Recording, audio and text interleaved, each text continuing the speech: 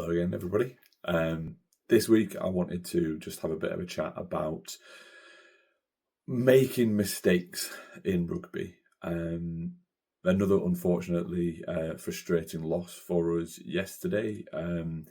We controlled the game, we looked like we were being the dominant team, and then we didn't take our opportunities and then let the opposition back in and basically handed them all the momentum and handed them the game ultimately, which is incredibly frustrating. But c'est la vie, we move on to next week and see what we can do with that instead. But I think really importantly, and three of the things that I picked up again from this week is actually the idea of defending your mistakes is really important, and that is not something we've been able to crack this season at all.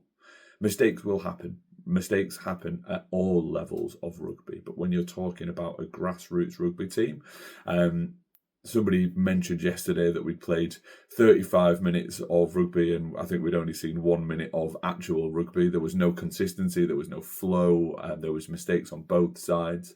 But I think what's really important is to remember as a player and as a coach, when mistakes happen in your own half, you have to defend them. You have to learn to defend them, because a mistake in your 22 shouldn't necessarily lead to the opposition scoring. And unfortunately for us at this moment and at this season, for whatever reason, every time we make a mistake in our 22, it leads to a try.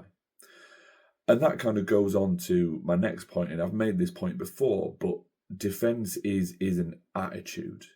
Defence, wanting to defend, wanting to get off the line, wanting to hit people, wanting to drive people back, wanting to not just stop people scoring, but wanting to use defence as a form of attack, of hitting people to win the ball back. That is an attitude. You can have all the technique for defence in the world. You can know exactly how to make the correct tackle. But if you haven't got the right attitude to go with that, it's completely pointless. The best defenders that I've played with and the best defenders that I've seen in my coaching are the ones that, quite frankly, technique is probably not the best, but they will just be a speed bump. They will throw anything that they want or anything that they can into head in the spokes, I believe it's called, where you will do anything to make that hit. You will do anything to slow that attack down.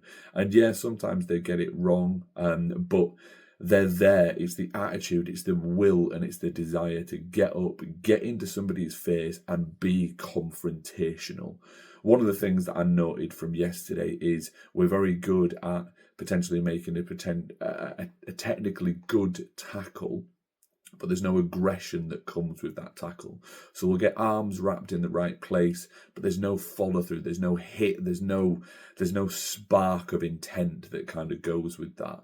And that's okay sometimes. You know, if you're up against a bigger player, you don't want to get bounced, so you've got your technique right and you're literally locking on and holding on for dear life. And there's a time and a place for that.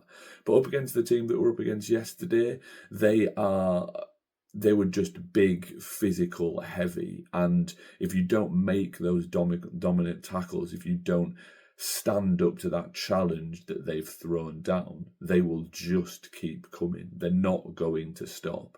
They have one way of playing and that's all they know. And we stood up to it for large parts yesterday, but in the parts and the areas of the field where it was really important to stand up to it, unfortunately we fell away a little bit and didn't meet that challenge. And meeting that challenge is, for me, 80% of rugby. Meeting the challenge from the opposition is 80% of the game. And then the other 20% is taking your chances when you get it. But if you can meet the opposition and you can meet their challenge and shut them down, you are a long way towards winning that game and just out enthusing them as well. What I noticed yesterday is when our chat stops, we really lose confidence in each other. And I think it kind of comes back to this last point, is team consistency is really key. And like I've said before, look, we're coaching at grassroots level. I understand that rugby is not people's lives. They have other things to be doing at a weekend. They choose to come and join us, and I really appreciate the fact that they come and join us on a Tuesday and a Thursday for training, and then on a Saturday for playing. And that's a lot of commitment. That's a lot of time out of your week and out of your year that's spent with these boys.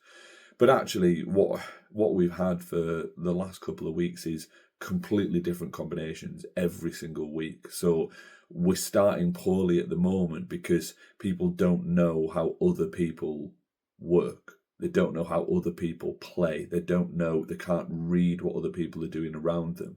So we've constantly got this first 15, 20 minutes of a game where everybody is trying to learn what the people around them are going to do and trying to react to that as well, which is really, really hard. And I'm not saying that we're the only club in the world at a grassroots level that has that. I'm sure that there's loads of other places that have that as well.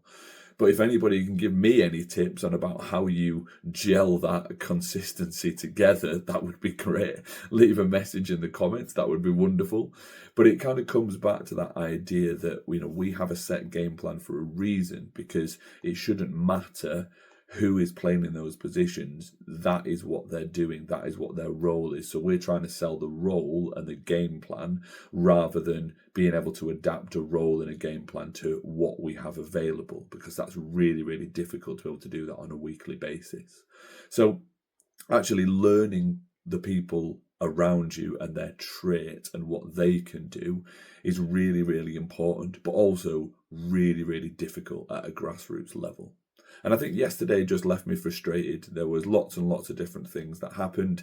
There was lots of things that are outside of our control. But as far as I'm concerned, when it comes to rugby, you can only have an influence over certain things. But your influence needs to be positive, constantly positive. The chat needs to be up. The determination needs to be up. The attitude needs to be up. And unfortunately, we fell short on a couple of those different things. But I understand that mistakes will happen. Mistakes happen at any level of rugby. And I can forgive technical mistakes. I can forgive a missed line out. I can forgive a scrum if it goes backwards. I can forgive a missed tackle or a drop ball. What I can't forgive is the attitude to put that right afterwards. It's not about sulking.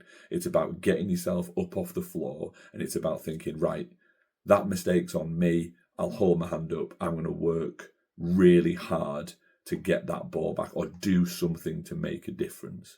And unfortunately, yesterday, the opposition did that more than we did. And that's ultimately what cost us the game. But like I said, we will move on. We will work hard. We will put some wrongs right in training. And then hopefully we can get a bit of consistency and a bit of a roll on as a team.